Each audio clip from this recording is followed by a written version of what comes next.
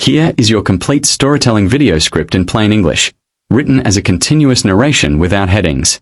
Have you ever walked into a crowded room and noticed the one person everyone seemed to avoid? The person sitting alone while laughter and conversations filled every corner? Most people look away. Most people choose another seat. But sometimes, one simple act of kindness can change two lives forever. This is the story of a single father who chose an empty chair that nobody else wanted. He had no money, no influence, and no idea that the lonely man sitting beside him was one of the richest people in America. What happened that evening proved that kindness can open doors that wealth never can. Before we begin, please take a moment to like this video, subscribe to our channel, Kindness Paradise, and share your thoughts in the comments below. Your support helps us continue bringing heartwarming stories that remind us how powerful kindness can be. Michael Turner was a 38-year-old single father living in a small apartment in Chicago. Every morning, he woke up before sunrise to prepare breakfast for his 10-year-old daughter, Emma. Since his wife had passed away 5 years earlier, Michael had been both father and mother to his little girl. Life was not easy. He worked long hours repairing heating systems and air conditioners. His hands were rough from years of hard work, and money was always tight. But despite his struggles, Michael believed in one thing above all else. He believed that kindness cost nothing. One Friday evening, his company gave him 2 tickets to a charity dinner downtown. The tickets had originally belonged to another employee who became sick. Michael almost refused because he did not own an expensive suit, but Emma encouraged him. "You should go, Dad," she said with a smile. "Maybe you'll make a new friend." Michael put on his old navy suit, polished his worn shoes, and entered the luxurious hotel ballroom. Crystal chandeliers hung from the ceiling. Men wore expensive suits, and women wore elegant dresses. Immediately, Michael felt out of place. As he looked around, he noticed something strange. One table near the back of the room had a single elderly man sitting alone. The seat beside him was empty. People walked by the table but chose other seats. Some guests whispered. Others simply ignored him. Michael looked at the empty chair and then at the crowded tables. Without thinking twice, he walked over. "Is this seat taken?" he asked kindly.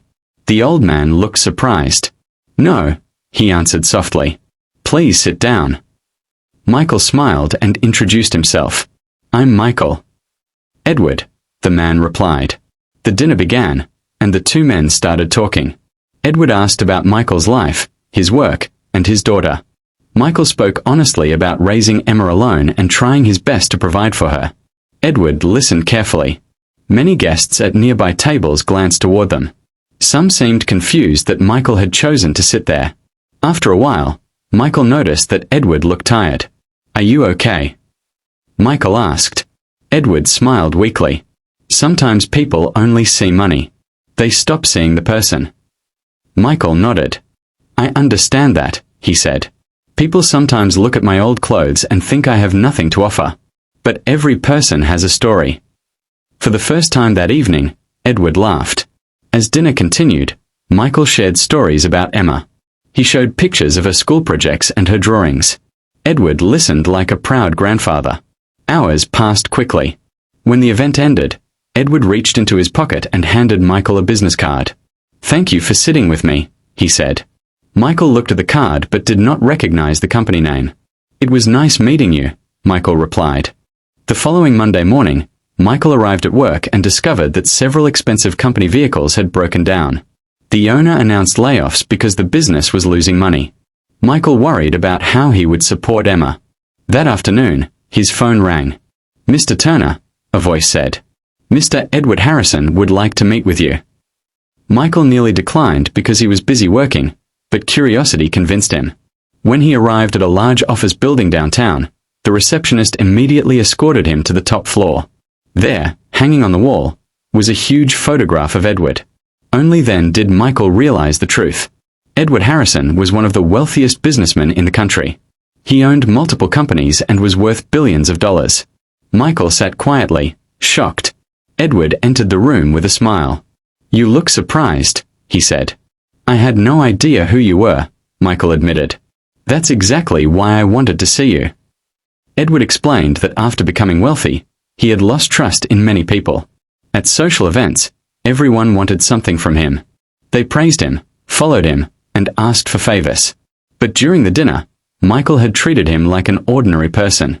"You asked if I was okay," Edward said quietly. "Nobody has asked me that in years." Edward offered Michael a position managing community projects for his foundation. The job paid far more than Michael had ever earned. Michael hesitated. "I don't have experience in business." Edward smiled. "I can teach business. I cannot teach kindness." Months passed, and Michael helped organize food drives, school programs, and housing projects. His natural compassion inspired employees and volunteers. Emma often joined him during charity events. One evening, while serving meals at a shelter, Emma asked Edward, "Why were you sitting alone that night?" The old billionaire looked at her gently. "Because I wanted to know if anyone would sit beside me without knowing who I was." Emma smiled. "My dad would." Edward nodded. Yes, he did. Years later, Michael never forgot the empty chair. He understood that the moment had changed both their lives. The billionaire found a true friend, and the struggling father discovered a new purpose. But neither of them believed money was the real reward. The real reward was the reminder that every person deserves to be seen, heard, and valued. Sometimes the smallest act of kindness is simply sitting beside someone who feels alone. The next time you enter a crowded room, look for the person sitting by themselves. Offer a smile. Share a conversation. Choose the empty chair. Because you never know whose life you may change. And sometimes, the person you save may end up changing your own. Kindness does not require wealth. It does not require power. It only requires a willing heart. If this story touched you, remember to spread kindness wherever you go. One kind choice can create a ripple that reaches farther than we can ever imagine. And perhaps, somewhere, an empty chair is waiting for someone exactly like you. Have you ever seen a room full of people laugh at someone sitting alone? Have you ever noticed a person everyone avoids, as if they no longer matter? Sometimes the loneliest seat in the room belongs to the person who has everything except what they need most, a human connection. One cold evening, a single father walked into a grand hotel carrying nothing but a tired heart and a simple kindness. He chose an empty chair that everyone else ignored. He had no idea that the lonely old man beside him was one of the richest billionaires in America, and that one small decision would change both of their lives forever. Before we begin, please like this video, subscribe to our channel Kindness Paradise, and share your thoughts in the comments. Your support helps us continue sharing stories that remind us how powerful kindness can truly be. David Miller lived in a small town outside Boston with his 8-year-old son, Lucas. Since losing his wife to cancer 3 years earlier, David had spent every day trying to be both father and mother. He worked as a school maintenance worker, fixing broken desks, cleaning classrooms, and repairing anything that needed attention. Money was always short. The rent was overdue more than once, and sometimes David skipped meals so Lucas could have enough to eat. But despite his struggles, he never complained. Every morning before school, he would tell his son the same words. Always be kind, even when life isn't kind to you. One afternoon, the principal handed David a ticket to a charity banquet in downtown Boston. "A donor cancelled," she said. "You deserve a night out." David almost refused. He owned only one suit, and it was nearly 10 years old. But Lucas smiled and said, "Mom would want you to go." That evening, David entered the beautiful ballroom filled with wealthy guests. Crystal lights sparkled above expensive tables. Laughter filled the room. Waiters carried silver trays through the crowd. David felt invisible. As he searched for a seat, he noticed an old man sitting alone at a table near the back. Every chair around him was empty. People looked at him, whispered, and walked away. A few guests quietly laughed. David could not understand why. He walked toward the table. "May I sit here?" he asked politely. The old man slowly looked up. "Of course," he replied. His voice sounded tired. "My name is David." "I'm Charles," the man answered. For several minutes they sat quietly while dinner was served. Then David began talking about his son, his job, and the challenges of raising a child alone. Charles listened carefully. "Being a father is the hardest job in the world," David said. "But it's also the best one."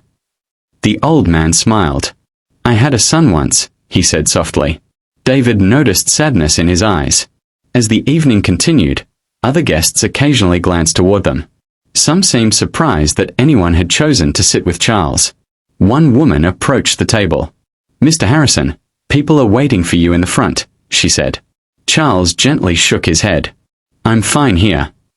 After she left, David asked, "Are you important or something?" Charles laughed for the first time that night. "Not tonight." The two men spoke for hours. David shared stories about Lucas learning to ride a bicycle. Charles talked about growing up poor during his childhood. When the dinner ended, Charles reached into his pocket and handed David a card.